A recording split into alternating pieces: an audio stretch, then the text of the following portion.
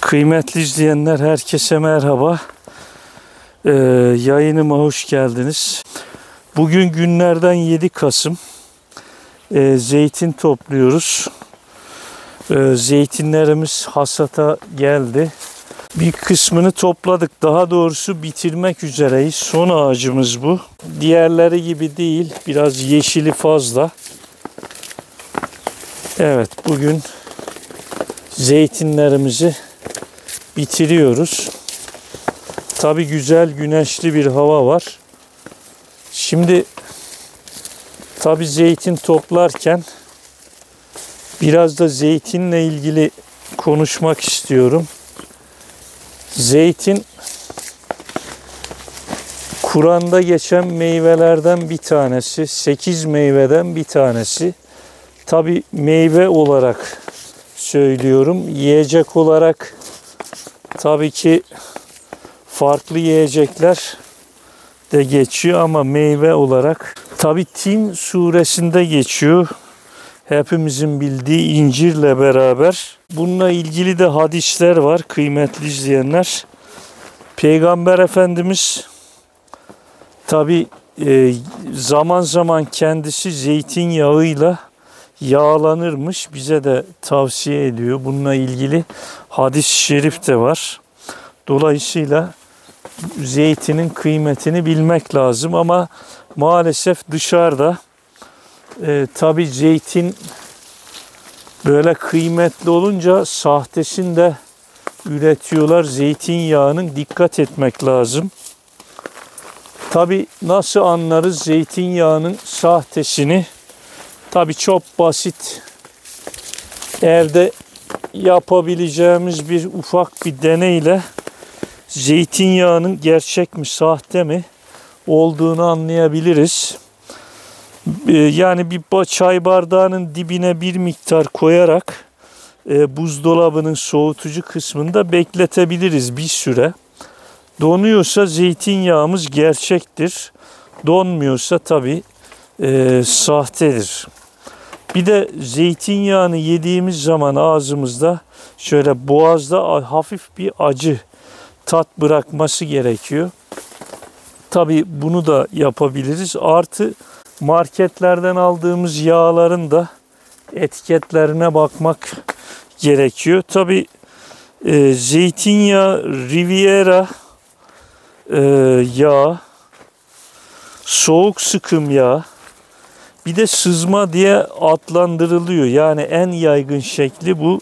Soğuk sıkım tabii 27 dereceyi geçmeyecek. Biraz pahalı tabii, bunu salatalarımızda falan çok rahatlıkla kullanabiliriz.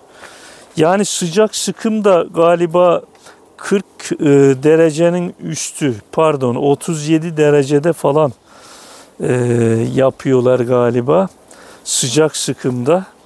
Yani zaten yemeklerde kaynıyor, bilemiyorum. Yani soğuk sıkımı belki salatalar için düşünebiliriz ama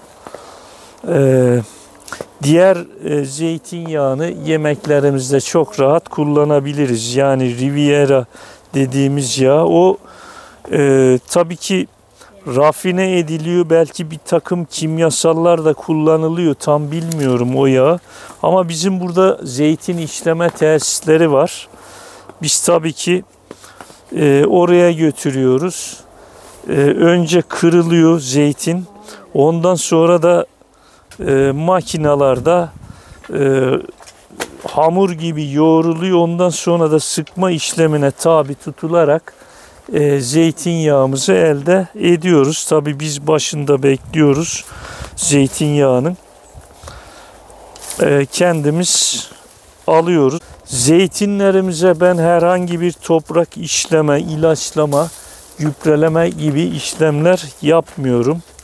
Bakalım yağ da ne kadar çıkacak tabii göreceğiz. Bu toprak işleme meselesini anlatmıştım. Bununla ilgili bir video atmıştım. Yani doğal yetiştirmeye çalışıyoruz. Biz zeytinleri zaten hiçbir şeye de ihtiyaç duymuyor. Ben şöyle yakından göstereyim.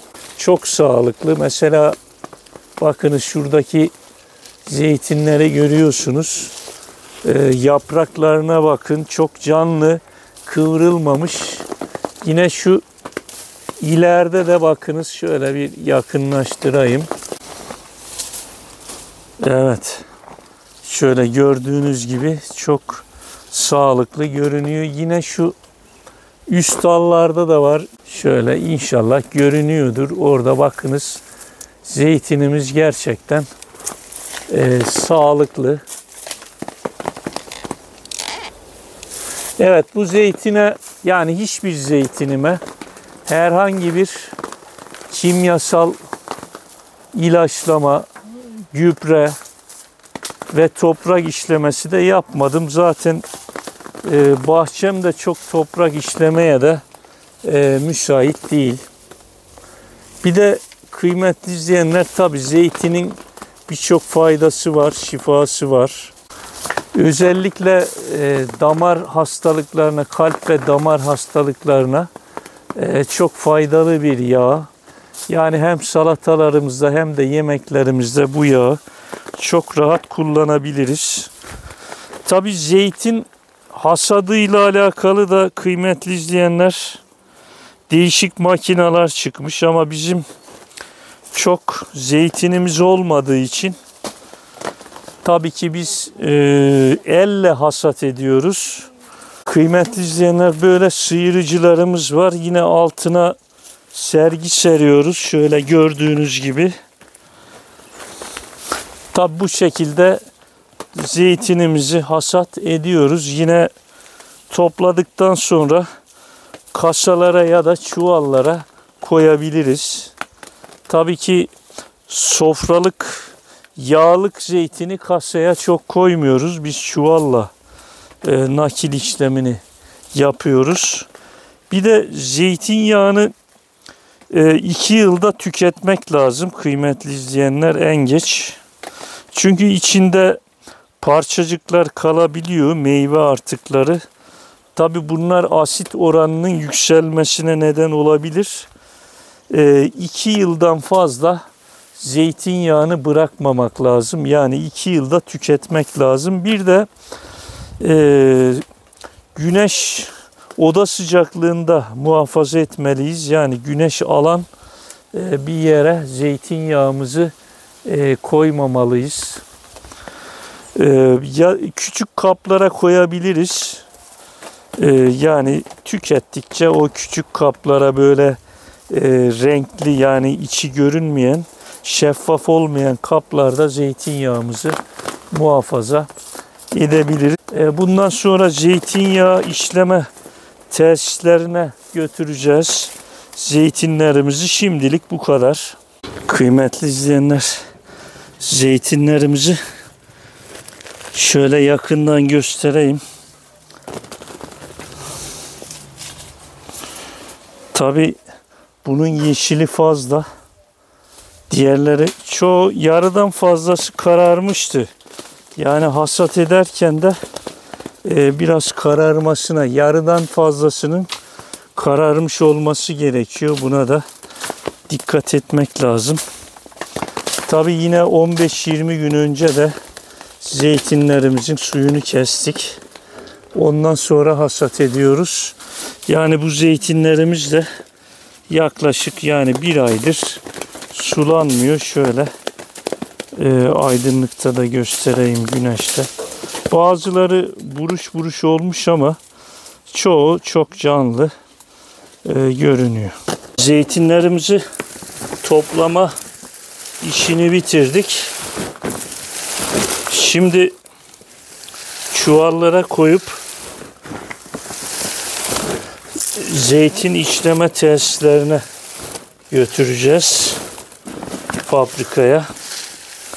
Tabi fazla, gerçi 3-4 gündür burada zeytinlerimiz. Tabi çok bekletmemek lazım. Asit oranı yükseliyor bekledikçe. Topladıktan sonra bir an önce zeytinimizi fabrikaya götürmekte fayda var kıymetli izleyenler. Şimdi doldurma ve arabaya yükleme işlemlerini yapacağız. Şunları da koparmak lazım. Yaprakla birlikte zeytinler de yaprak kısmına, yani makinalara değil, çöp oluyor. Bu yapraklardaki zeytinleri almak lazım, bu küçük dallardaki. Yaprağını falan ayıklıyorduk. Şimdi tabii güzel makineler var. Yapraklarını şimdi artık ayıklamaya gerek yok, temizlemeye. Şimdi zeytinlerimizi çuvalların ağzını bağlayıp arabaya koyacağız kıymetli izleyenler.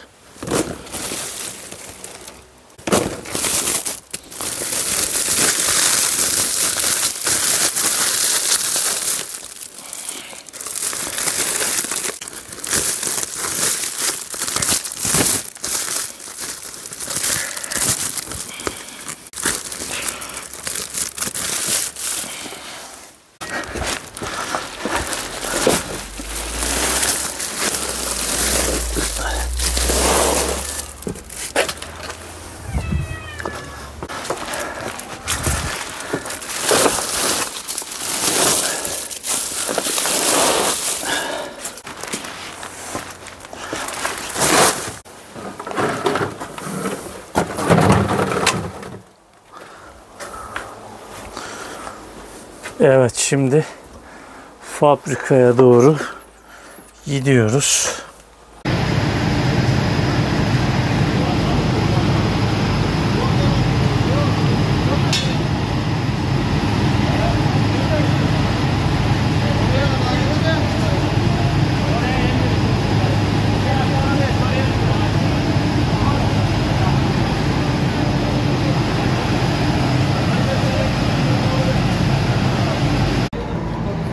Malzememizi döktük.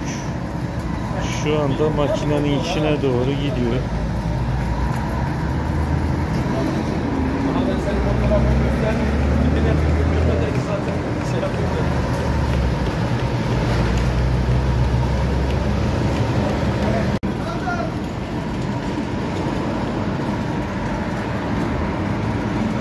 Evet, zeytinyağının yolculuğu başladı.